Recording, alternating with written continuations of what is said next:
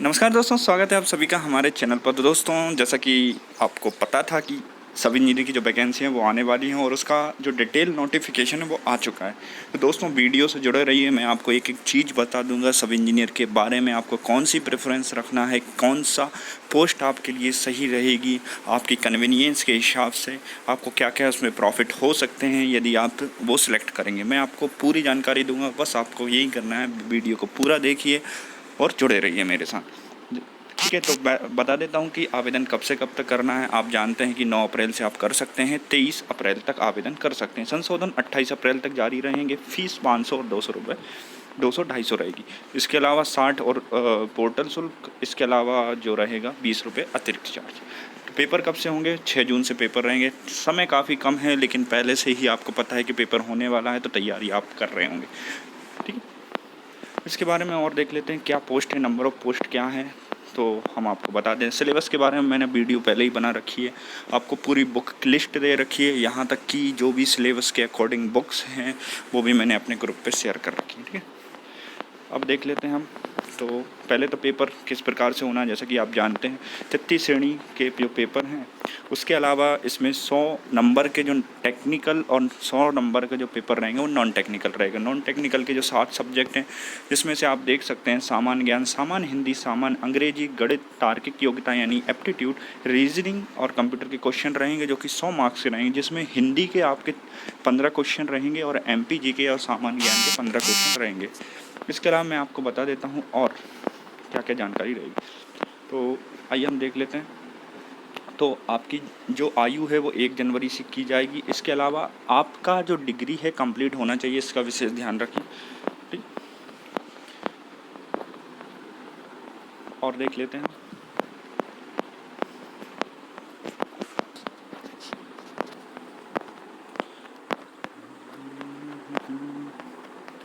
तो ये देखिए, संविदा कर्मियों के लिए भी इसमें जो वेयर हाउसिंग कॉरपोरेशन है और ऊर्जा पद है, तो वहाँ पर जो नियम है वो उस प्रकार की जो पोस्ट के में जो आरक्षण है वो दे दिया गया। जिनकी कम से कम 5 साल की सर्विस है उन्हें ही उस रिजर्वेशन का लाभ मिलेगा। ठीक है, तो ये रही नंबर ऑफ़ पोस्ट, किस प्रकार की पोस्ट हैं, कौन कौन से डिपार्टमेंट, उनके बारे में आपको एक ब्रीफ जानकारी देता हूँ। तो पहला तो है Madhya Pradesh urban development corporation, जिसको आप नगर पालिका के नाम से जानते हैं। ठीक है, ये सभी वही सीधी भर्ती उपयंत्री सिविल की पोस्ट है। वेयर हाउसिंग कॉरपोरेशन में कार्यपालिक की एक पद है ना, जो उपयंत्री की पद है। वहीं उसमें 20% जो पद हैं संविदा के लिए भी पहले से क्या है कि आरक्षित किए गए हैं। आपने देखा होगा 16 और 17 में MPWLC के जो पद थे वो संविदा के निकाले गए थे, तो उनके लिए भी ये पोस्ट हैं। ठीक है, इसके अलावा संविदा भर्ती भी इसमें निकाली गई हैं। ठीक है, और देख लेते हैं हम। आपको मैं और बता देता हूँ। हाउसिंग बोर्ड है, जिसमें सीधी भर्ती सिविल के, विद्युत के पद हैं जो कि 85 और 10 पद हैं इलेक्ट्रिकल के। वहीं लोक स्वास्थ्य यांत्रिकी यानी PHE के जो पद हैं उसमें 3 प्रकार की वैकेंसियाँ हैं, जिसमें सिविल की वैकेंसियाँ 208 हैं। सीधी भर्ती के लिए यदि आप सिविल की जो संविदा कर्मियों के लिए रिजर्व पोस्ट हैं वो 52 हैं। वहीं विद्युत यांत्रिकी के लिए 90 पोस्ट हैं। इसके अलावा सीधी भर्ती जो विद्युत यांत्रिकी के लिए 20% का रिजर्वेशन है वो 23 हैं। इसके अलावा जल निगम में संविदा उपयंत्री जो उप प्रबंधक के नाम से निकाली जाती हैं वो पोस्ट 71 हैं। ठीक है, इसके अलावा हम देख लेते हैं WRD डिपार्टमेंट में, तो 469 जो पोस्ट हैं वो निकाली गई हैं। 117 पोस्ट संविदा के लिए हैं, विद्युत यांत्रिक के लिए 128 और संविदा के लिए 32 पोस्ट इलेक्ट्रिकल की हैं। इसके अलावा मानचित्रकार है जो कि ड्राफ्ट्समैन कहलाते हैं, DM। ठीक है, तो ये काफ़ी अच्छी पोस्ट होती है, ऐसा नहीं कि ये पोस्ट ख़राब है, लेकिन अच्छी पोस्ट होती है। इसमें आपको ऑफिस का ही काम मिलता है। तो ये रहेगा आपका सतपुड़ा भवन भोपाल में आपकी इसकी पोस्टिंग रहेगी। 10 पोस्ट हैं और कार्यपालिक रहेगी। इसके अलावा PWD में कुछ पोस्ट हैं जिसमें कि 122, वाह, इतनी तो मेरे टाइम पर भी नहीं निकली थी। तो देख लीजिए आप, सिविल की जो 122 पोस्ट हैं वो निकाली गई हैं। इसके अलावा 20% जो रिजर्व हैं वो पोस्ट जो हैं संविदा के लिए हैं। इलेक्ट्रिकल के लिए जो पोस्ट केवल इलेक्ट्रिकल इलेक्ट्रॉनिक्स के लिए हैं 47, और 12 उनके लिए रिजर्व की गई। तो कुल मिला के 2090 पोस्ट हैं, जिनमें से RES की जो पोस्ट हैं 442 पोस्ट हैं और 110 जो पहले से काम कर रहे हैं, 5 साल की सर्विस पूर्ण कर चुके हैं, उनके लिए हैं। इसके अलावा पाठ्य पुस्तक निगम में जो पोस्ट निकाली गई हैं, सहायक प्रबंधक मुद्रण की निकाली गई हैं 3 पोस्ट, और सीधी भर्ती सहायक प्रबंधक कागज़ के लिए 1 पोस्ट निकाली गई। तो देख सकते हैं आप, अच्छी पोस्ट निकाली गई हैं। इसके अलावा जो और पोस्ट हैं, संचालन है नगरीय प्रशासन नगर पालिका में जो है पोस्ट हैं वो 88 पोस्ट हैं। इसके अलावा नगर पालिका भोपाल, पर्टिकुलर भोपाल की बात करें तो 9 पोस्ट निकाली गई हैं। इसके अलावा 1 विद्युत की, 1 मैकेनिकल की। इसके अलावा उपयंत्री सहायक वन अधिकारी, काफ़ी अच्छी पोस्ट होती है दोस्तों ये 4। इसके अलावा समयपाल, मैं कहूँगा ये समयपाल की जो पोस्ट है सबसे नीचे की पोस्ट है, आप इसको सबसे बाद में ही भरना, ठीक है। 54 पोस्ट है और 14 इसकी पोस्ट है। इसके अलावा नगर पालिका देवास में पर्टिकुलर निकाली गई हैं। एक्चुअली क्या है कि भोपाल में है तो भोपाल में ही आपकी पोस्टिंग रहेगी हमेशा के लिए। तो जो भी कैंडिडेट चाहते हैं कि आप भोपाल में ही रहें तो भोपाल इसको आप प्रेफरेंस डाल दीजिए। वहीं देवास में अगर आप चाहते हैं तो देवास के लिए तो पर्टिकुलर जो जिस जगह के लिए निकाली गई है उस जगह आप कर सकते हैं, और इनमें ट्रांसफ़र भी हो जाता है, ऐसी कोई बात नहीं है, ठीक है। तो ये पोस्ट निकाली गई है। भवन अधिकारी की भी पोस्ट है, सिंगरौली में भी पोस्ट है, इसमें टाइम कीपर की भी पोस्ट है, ठीक है। और हम देख लेते हैं मैकेनिकल की, नगर पालिका कटनी उज्जैन, तो नगर पालिका की काफ़ी पोस्ट है, अच्छी बात है। इसके अलावा विद्युत मुख्य अभियंता निरीक्षक की जो पोस्ट हैं 45 पोस्ट हैं इलेक्ट्रिकल के लिए। कनिष्ठ अभियंता की बात करते थे सिविल, ठीक है। जैसे कि ये कनिष्ठ अभियंता यानी जूनियर इंजीनियर, पावर जो बात चल रही थी ना गेट से होने वाली, तो ये पावर कंपनी में इसी से पोस्ट निकाली गई हैं। 135 इलेक्ट्रिकल के लिए, संविदा के लिए 30% पद इसमें आरक्षित किए गए हैं। वही सीधी भर्ती इंदौर के लिए 7 पद हैं, और जबलपुर में भी पोस्ट निकाली गई हैं। इसके अलावा भोपाल में, जबलपुर में, और जबलपुर जनरेटिंग कंपनी। इसके अलावा प्रमुख अभियंता लोक स्वास्थ्य यांत्रिकी में जो सहायक मानचित्रकार हैं। दोस्तों आप जो सहायक मानचित्रकार हैं वो DM के नीचे की पोस्ट है, तो इसको अब मैं आपको प्रेफरेंस बता देता हूँ जैसा कि जो पोस्ट है उसके हिसाब से। यदि आप प्योरली फील्ड में काम करना चाहते हैं तो आप सब इंजीनियर की जो पोस्ट है उसको पहले भरिए, उसमें सैलरी भी अच्छी रहती है। उसके बाद आपको भरना है ड्राफ्ट्समैन, ठीक है, ड्राफ्ट्समैन। फिर उसके बाद आपको भरना रहेगा सहायक मानचित्रकार, और लास्ट में आप भरिए कौन सी पोस्ट भरेंगे, समयपाल की पोस्ट, ठीक है। इसका विशेष ध्यान रखना, आप गलती मत करना, नहीं तो दोस्तों आपको भुगतना पड़ता है, ठीक है। तो कुल मिला के कितनी पोस्ट है, तो 3435 पोस्ट हैं दोस्तों। 3435 काफ़ी अच्छी पोस्ट हैं, यही आपका आखिरी मौका हो सकता है।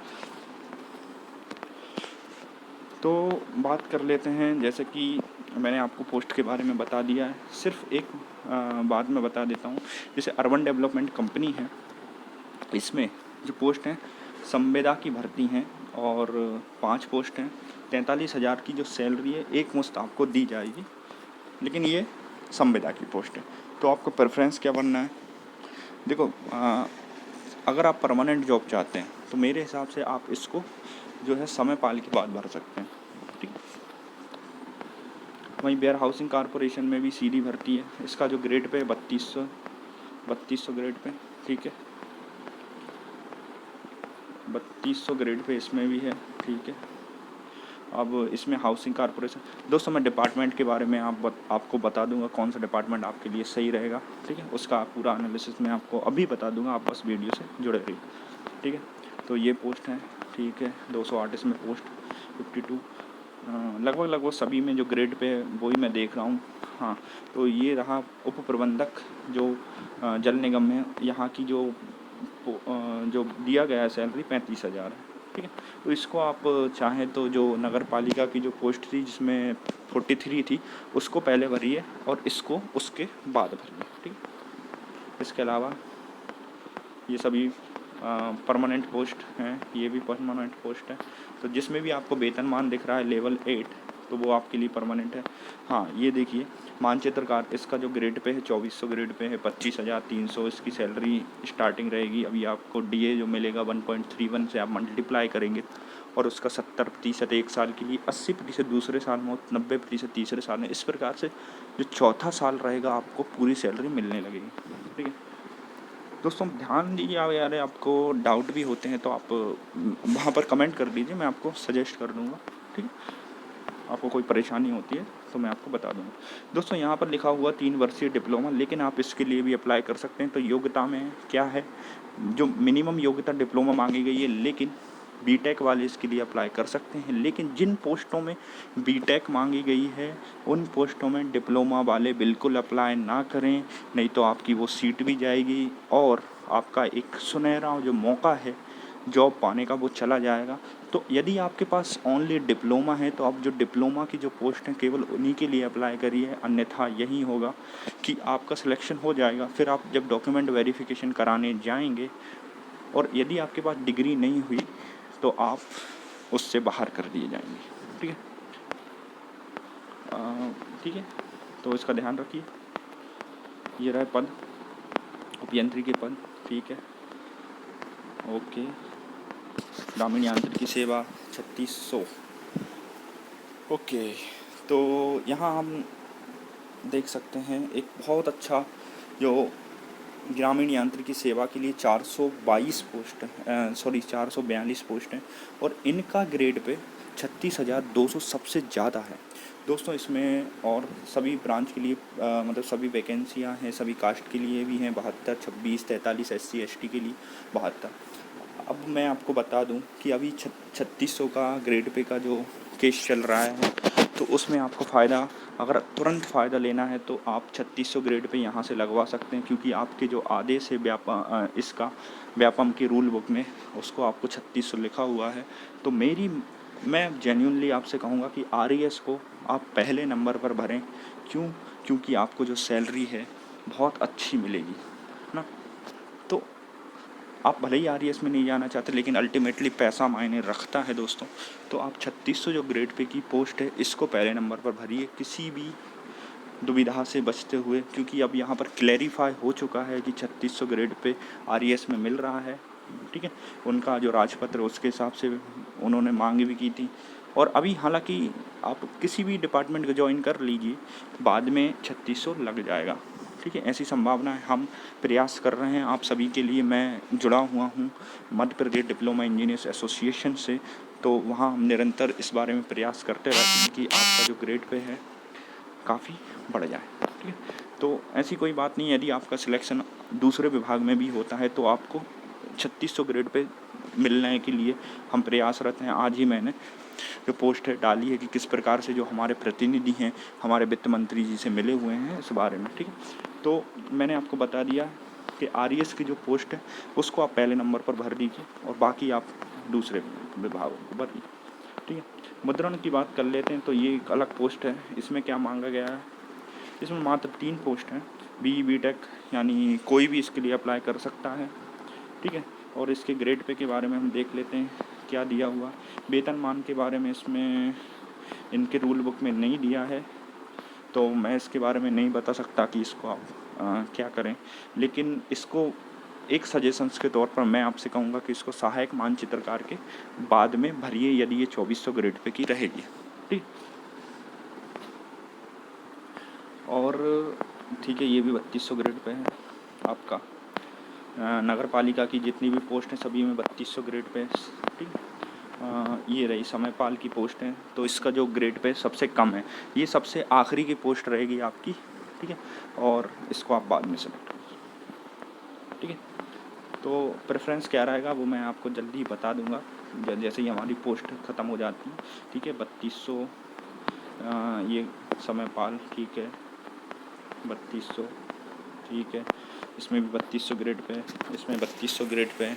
बुरहानपुर में पोस्ट हैं 3200। ठीक है, ठीक है, इसमें 1900 समयपाल की पोस्ट है। सतना में पोस्ट हैं। ओके, यहाँ पर पोस्ट निकाली गई हैं। ठीक है, जबलपुर में पोस्ट हैं। ठीक, मैकेनिकल की ये फील्ड सहायक यानी समयपाल की पोस्ट है। जल आपूर्ति सीवरेज ग्वालियर के लिए पोस्ट निकाली गई हैं 3200 ग्रेड पे। ठीक है, पोस्ट काफ़ी संख्या में आई, 3000 पोस्ट काफ़ी मायने रखती हैं। आप कट ऑफ भी बहुत कम जाएगा। आप पिछली वीडियो देख लीजिए, कट ऑफ किस प्रकार से वेरी किया हुआ था, वो सबका एनालिसिस मैंने डाला हुआ है, आप उसको ज़रूर देख लीजिए। अब मैं आपको पोस्ट, ठीक है, लगभग हमारी सभी पोस्ट ख़त्म हो चुकी हैं। तो पूरी पोस्ट देखने के बाद मैंने ये कंक्लूज़न आपके लिए बता दिया है, आप उसे ज़रूर ध्यान से सुनिए। आप अगर गलती करते हैं तो आपको बिल्कुल पछतावा हो सकता है दोस्तों, है ना। तो इसका विशेष ध्यान रखें। आपको डाउट है तो कमेंट में पूछ लीजिए, मैं आपको बता दूंगा। ठीक, तो ये पूरी पोस्ट थी, सभी की पोस्ट निकाली गई हैं।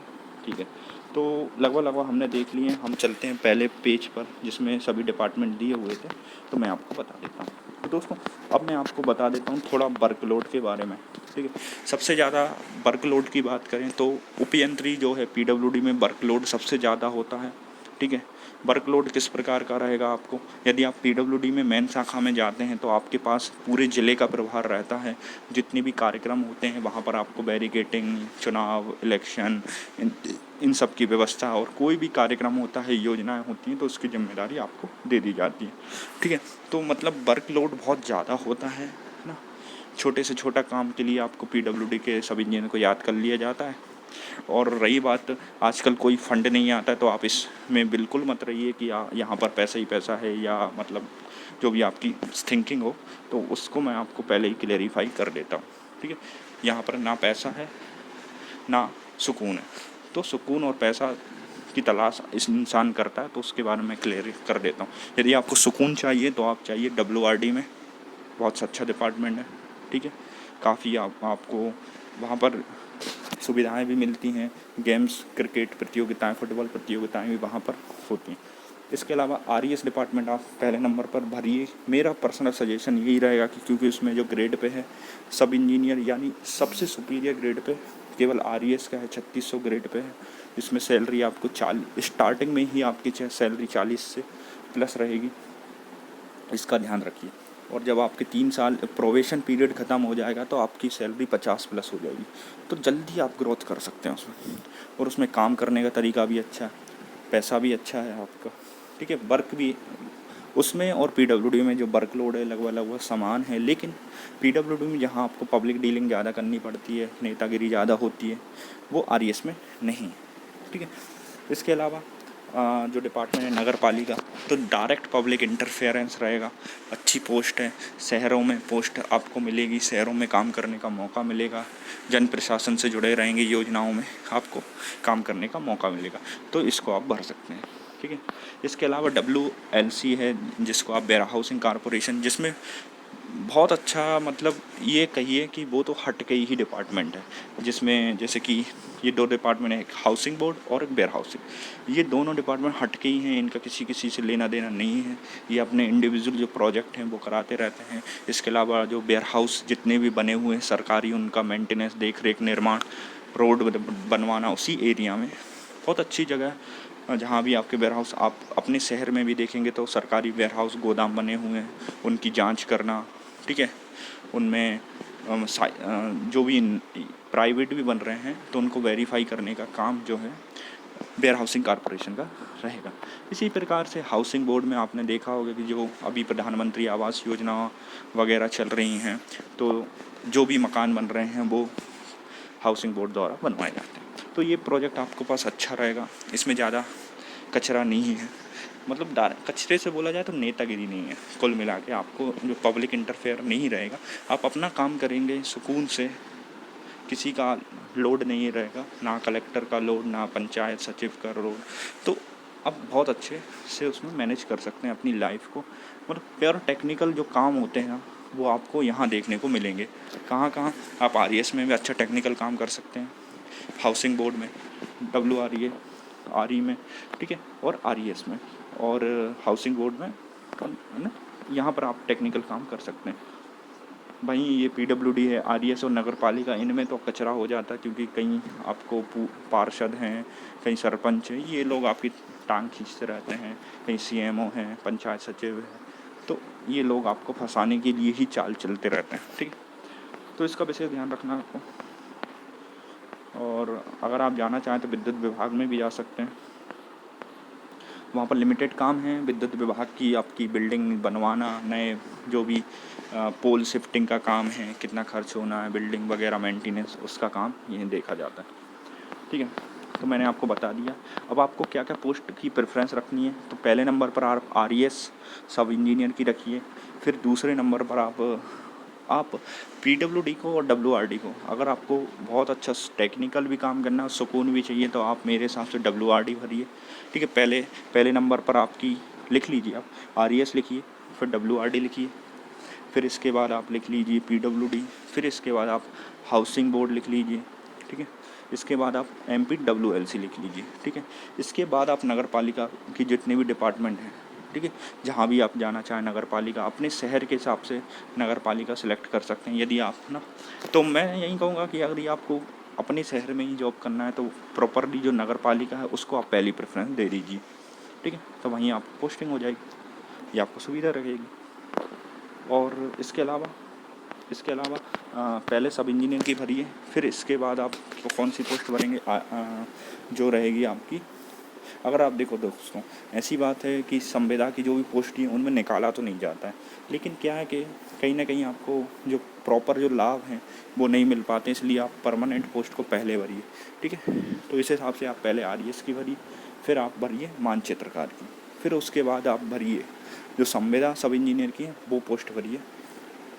ठीक है, इसके बाद आप जो मुद्रण की जो पोस्ट थी ना वो भरिए, और लास्ट में आप कौन सी पोस्ट भरेंगे दोस्तों, समयपाल की पोस्ट। समयपाल कोई नाम बड़ा आपको दिख रहा है, लेकिन उसका जो है सब इंजीनियर का भी वो असिस्टेंट होता है। ठीक है, फील्ड पर डायरेक्ट जाने के लिए वो जाता है। ठीक है, तो उसका काम देख रेख का ही होता है। ठीक है, उसका सैलरी भी कम है, उसको सबसे लास्ट में भरेंगे आप।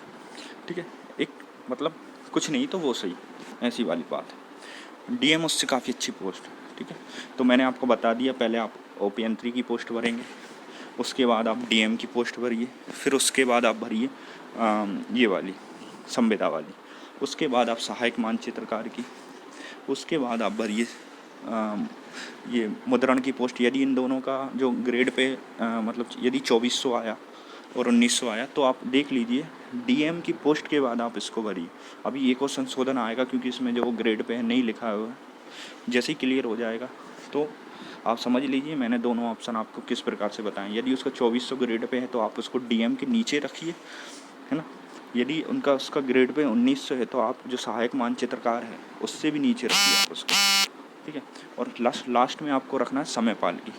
तो पूरी आपको क्लियर हो गई, मैंने एक बिल्कुल आराम से आपको पूरा प्रेफरेंस बताया है। ठीक, गलती बिल्कुल नहीं करना है। आपको लग रहा है तो आप मुझे मैसेज कर दीजिए, मैं आपको बता दूँगा। ठीक, तो ये पूरी जानकारी थी। वीडियो काफ़ी लंबा हो गया होगा, लेकिन आप इसको बीच में मत छोड़िए, है ना। आप पूरा देखिए, ज़रूरी है, क्योंकि अगर आप गलती एक बार करते हैं तो आपकी पूरी ज़िंदगी भर ये गलती रहती है। ठीक है, तो पूरे पोस्ट के बारे में मैंने बता दिया है, क्या क्या सैलरी रहेगी, क्या उसमें काम रहेंगे, डिपार्टमेंट में क्या फील्ड प्रोफाइल है, वो सब मैंने आपको बता दिया है। वर्कलोड कैसा है। तो दोस्तों आप जुड़े रहिए, वीडियो को ज़्यादा से ज़्यादा शेयर कीजिए, सब्सक्राइब करिए, हमारे चैनल से जुड़े रहिए। आप सभी का धन्यवाद।